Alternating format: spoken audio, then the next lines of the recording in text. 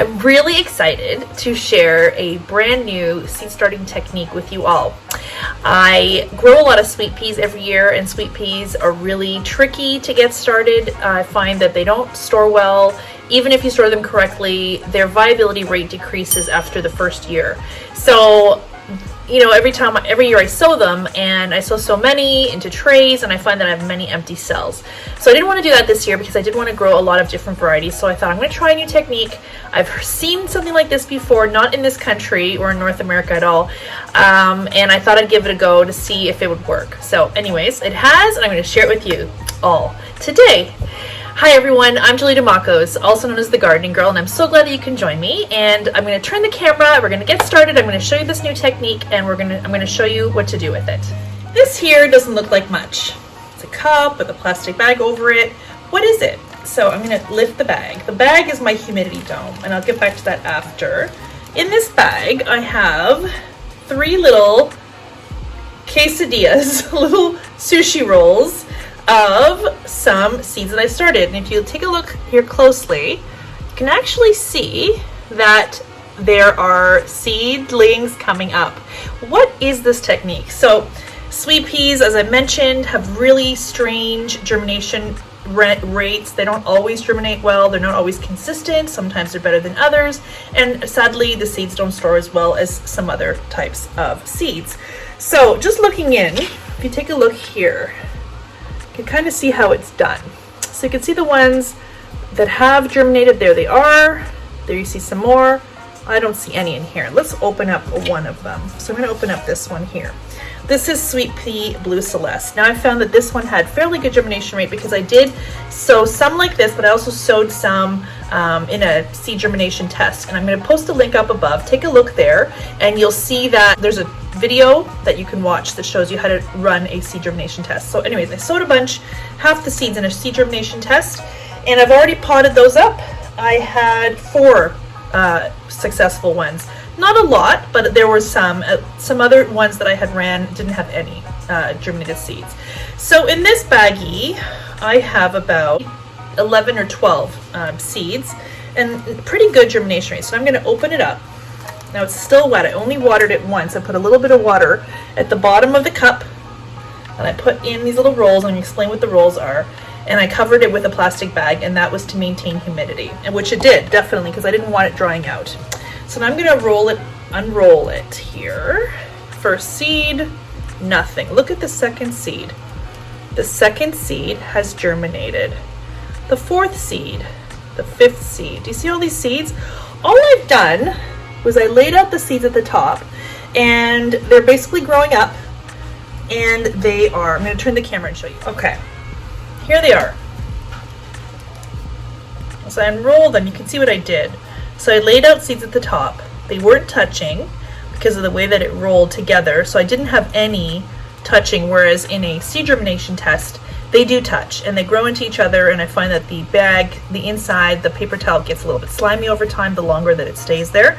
In this case, I did get 1 bad seed, this one, and this one is going to be thrown out. And because it was not touching anything, the mold did not transfer to any of the others. So I'm obviously not going to keep them here in this bag. I am going to pot these up because they can't stay in here for long. But the great thing about this is that the roots are able to grow down. Now some people can grow, you can grow some things in here like lettuce, you can grow in here, you can grow your onions like this, and you can leave them like this. But I want to pot these up so that they're not going to be damaged anyway. Now I have this seed tray here, and I've already prepared it. Let's see. And what I'm going to do is I'm going to take these off. Now if you could see it right there, there you go. See, they've already dibbled the holes. And I'm going to take them off by the stem gently. Look, it's not even intertwined, and there it is. Look at it, it's perfect, it's straight, and I'm just going to pop it into the hole, and then I'm going to close the hole around it like this, top it up with a little bit more soil, and it's already in root trainers, so they're going to grow down. The way that these are longer cells, and they actually have these rivets in them, so it encourages the roots to grow downwards. Let's take another one. This one here looks really good. I really like how straight it's grown. All I'm going to do is just pop it into the cell, and you can see here that the seedling is growing upwards and straight. So I'm really, really impressed with how well this worked out. So very excited for this new technique. And I think I'm going to do my sweet peas like this from now on, just to get them started. Because of how inconsistent their germination rate is, I find it's a big waste to have them growing in seed trays and then not germinating. And I really like this method because I find that they are growing, the actual seedling itself is growing vertically. In a seed germination test, it's looking to grow vertically, so it curves in there. And although it's fine, I did pot all of these up from a seed germination test, and they were like all crooked. They will eventually straighten out, but I just like how easy this will be for the seedlings because they already are facing north.